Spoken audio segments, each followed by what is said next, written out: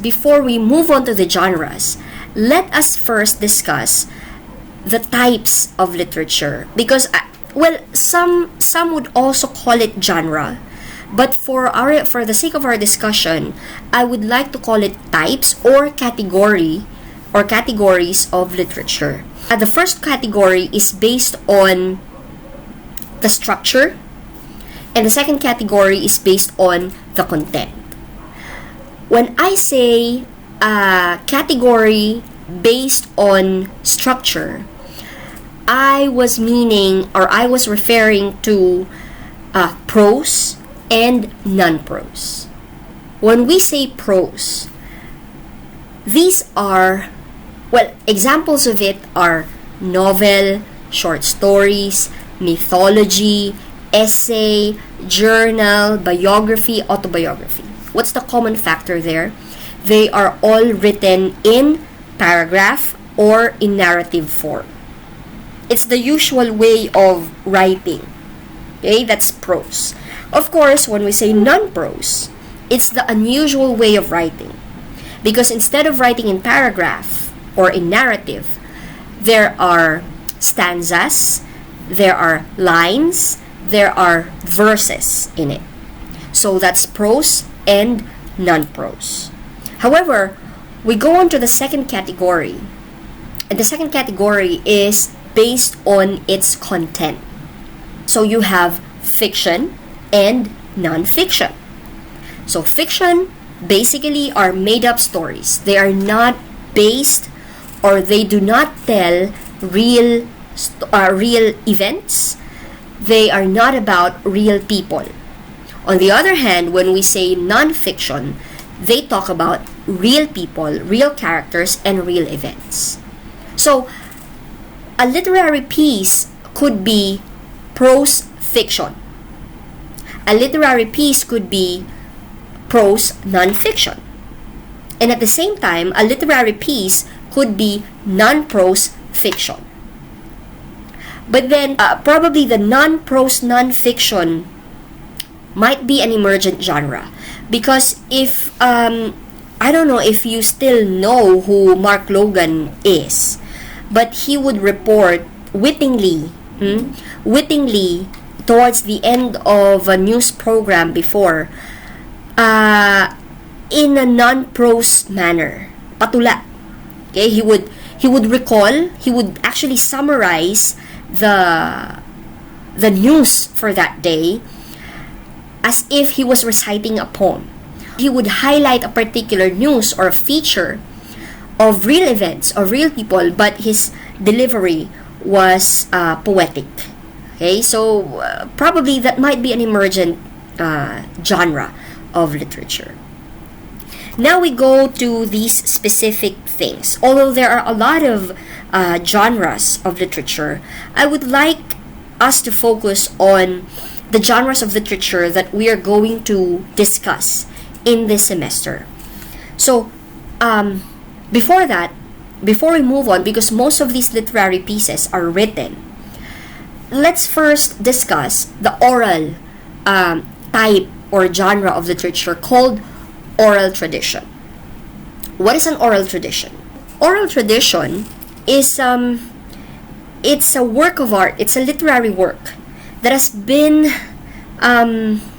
passed on from one generation to another through the word of mouth. There's no written record of the original story, but you know, it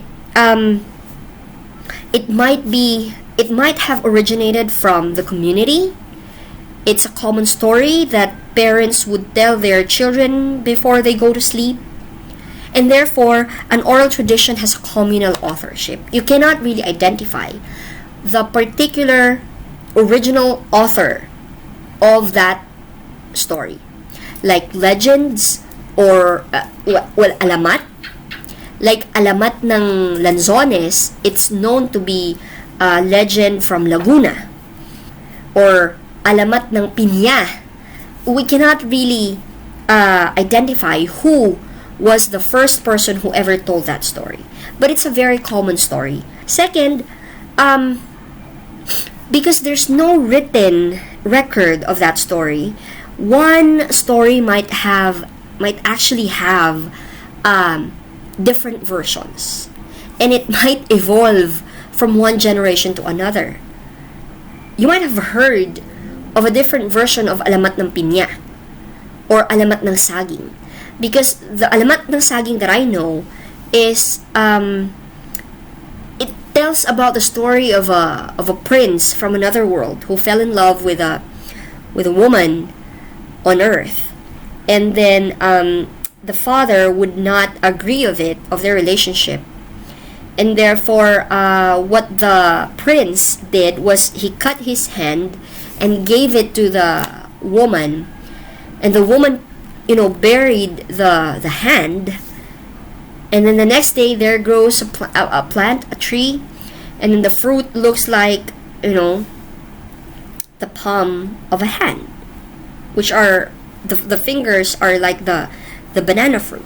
So you might have heard of a different version, but they are both talking about where the bananas come from. So that's an example of an oral tradition or oral literature. The second genre is what we call essay. You've been writing essays for how many years now, I bet.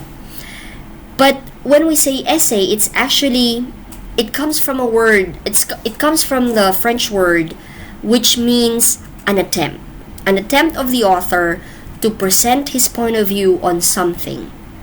Okay? And therefore, when you write an essay, that's exactly what you are also trying to achieve, to get your point across to your audience. The person who actually, who's the reason for essay to become part or genre of literature is or was Michel de Montaigne, who is considered to be the father of essay. A journal, which is the very first literary piece that you're going to read, What Happened to the First Supply, is a recording of experiences or observations. However, it is not similar to an autobiography. Why? Because journal is just a recount or an account of events that happen to a person in a specific period of time, not his whole life. So for example, you would like to write a journal about your college experiences. It only talks about your college experiences. Poetry, on the other hand, is a literature written in verse. So it's an example of NonPros. What makes literature so intimidating for a lot of people is the fact that it relies heavily on so many linguistic aspects of it. It relies on imagery and it relies on word choice or diction, and it relies on metaphor and so many other figures of speech that you have to really understand.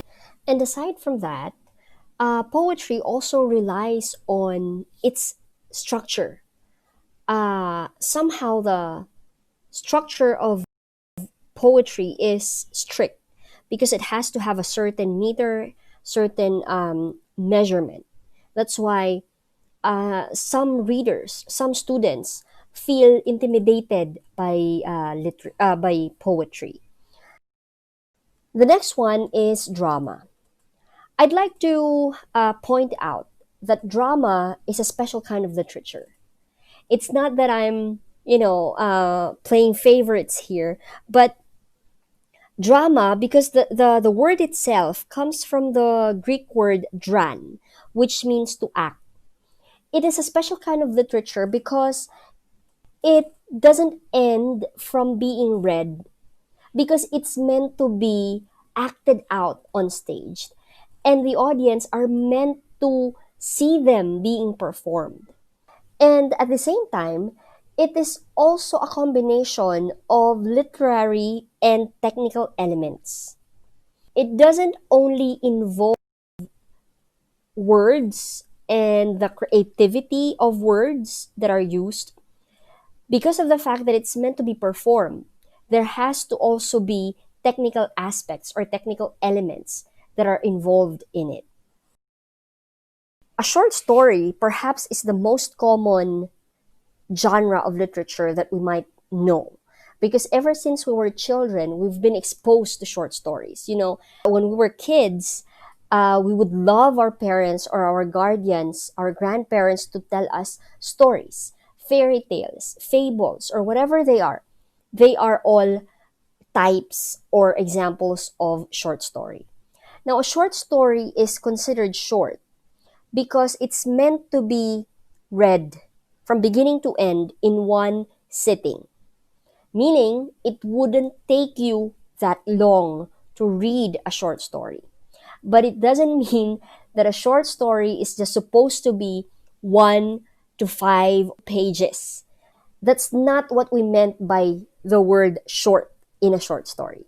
So do not be surprised when you read a short story and it actually is composed of 20 pages. What makes it short too is the simplicity of its plot, the simplicity of its character, as well as the simplicity of the conflict that exists in the story. The conflict must be simple so that it will not take the reader too long before the solution to that problem is presented to him or her. A novel, on the other hand, is of course longer than a short story. It has chapters, so definitely the characters are complex. The the plot is also complex. The character has to go through different many small conflicts, and they have to solve these first before they can actually solve the main problem that they are facing. Some novels also take place in a long time. Unlike a short story, which might begin in the morning and at the end it's just the evening. But a novel could be talking about generations, even. Like in Wuthering Heights, it talks about 2 generations of love story. The same with Shadow of the Wind, that deals with 2 generations. It involved 2 generations of characters.